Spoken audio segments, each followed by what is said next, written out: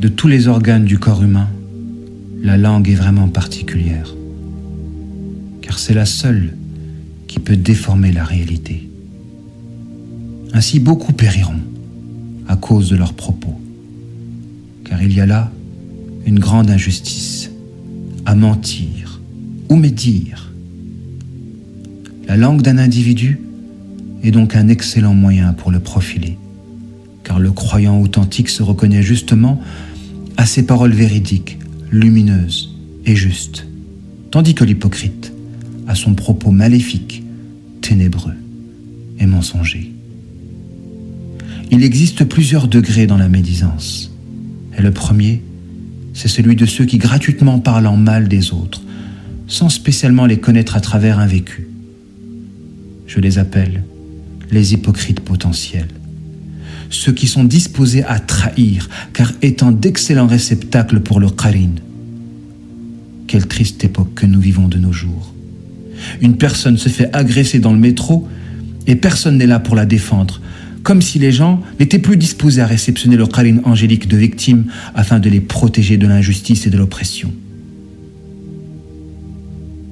Cette anecdote me porte à conclure que les gens lumineux deviennent de plus en plus rares de nos jours, et qu'à l'opposé, les gens ténébreux foisonnent, si bien que le courage de faire du mal se développe, et que les lignes rouges soient franchies sans scrupule, Le scrupule, al-wara.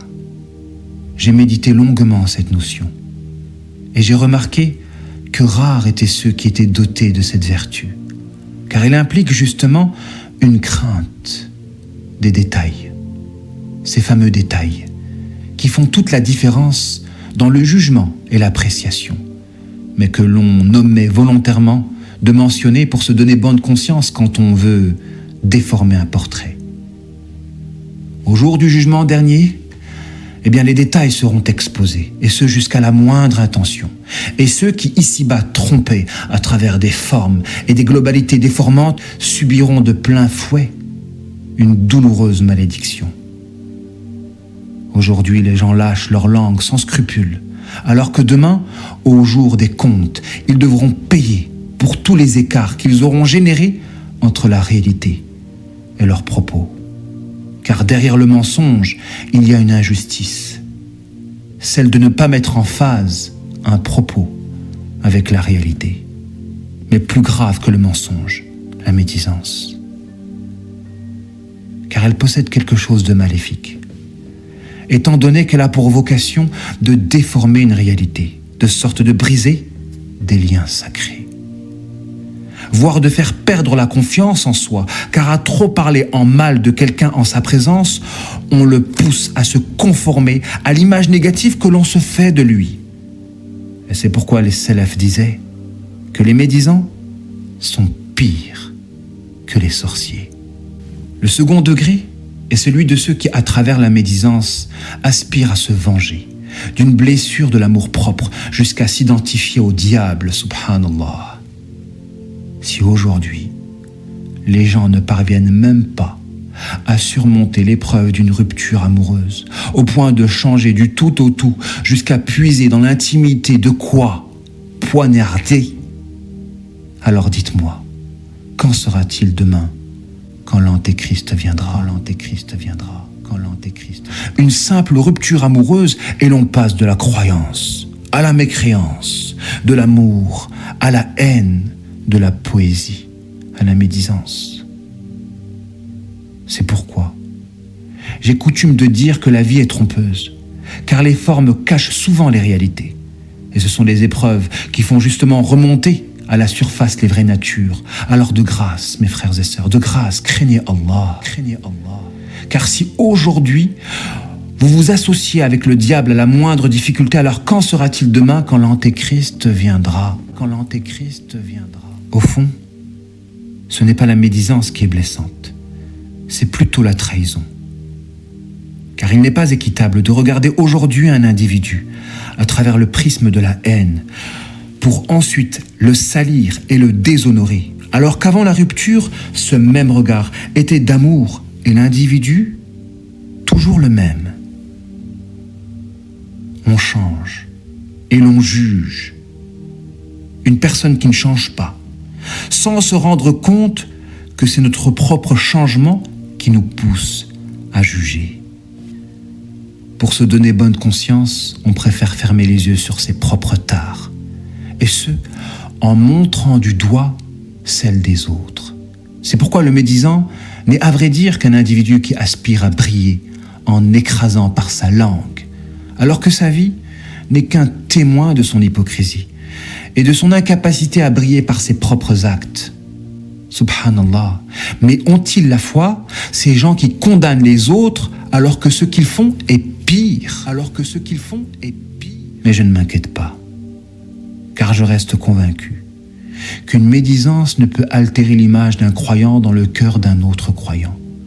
C'est vrai, les gens qui se ressemblent s'assemblent. Aussi les médisants finiront par se retrouver tous ensemble, au point de se refléter les uns les autres, tels des miroirs. C'est leur châtiment ici-bas. Ils souffriront de se voir dans le comportement répugnant de leurs reflets, mais refusant de le reconnaître intérieurement par orgueil, sauf celui à qui Allah aura fait miséricorde. Mais d'ordinaire, ils sont bien rares, car la haine d'un croyant ne peut provenir que d'un hypocrite. Et personnellement, j'ai rarement vu des hypocrites se réformer et se repentir, car en vérité, on ne peut pas réellement le savoir. C'est triste, car j'ai connu des gens qui étaient bons, avant qu'ils ne soient éprouvés. Mais la haine du croyant a rendu leur cœur noir, et ce pour de circonstancielles histoires. Il en faut peu, pour que les masques tombent. Ils s'aveuglent aujourd'hui comme s'est aveuglé Iblis auparavant. Ils ne veulent pas régler un litige selon les règles de l'art. Bien au contraire. Ils préfèrent répandre des rumeurs sans affronter directement les concernés. Parce qu'ils ont peur. Ils ont peur en réalité d'être démasqués. C'est pourquoi ils préfèrent répandre des rumeurs que d'avoir affaire directement avec les concernés.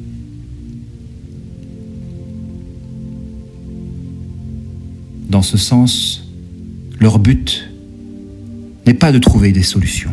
Leur but n'est que la destruction, briser une image. Et à ce niveau-là, ils se sont associés à des démons. Et c'est pourquoi la médisance à l'endroit d'une personne engagée dans la religion est pire que celle qui vise une personne lambda, car elle participe à freiner la dawa. J'ai parlé de la médisance, mais il y a plus grave, la calomnie, quand on ment volontairement. Et à vrai dire, avec plein de petites vérités, on peut faire dire un mensonge global, tout dépend de la manière dont on les a dit. D'où l'interdiction de se faire une opinion avec une seule version. Je sais que mes propos vont brûler la poitrine de ces hypocrites qui ne supportent pas de voir des liens sincères se constituer, qui ne supportent pas de voir des gens réussir là où ils ont échoué, à savoir être authentiques. Avec toi le nourrisson. Ya Rab, fais que je sois telle cette femme qui disait « Hasbi Allah wa ni'mal wakil » quand on la traitait de fornicatrice, car après tout, on mesure l'authenticité à l'action de s'assumer, tandis que les hypocrites, eux, se cachent, car ils souffriraient à mourir d'être démasqués. Alors ils se cachent. Demain, tout se sera. Wal aqibatu lil muttaqin.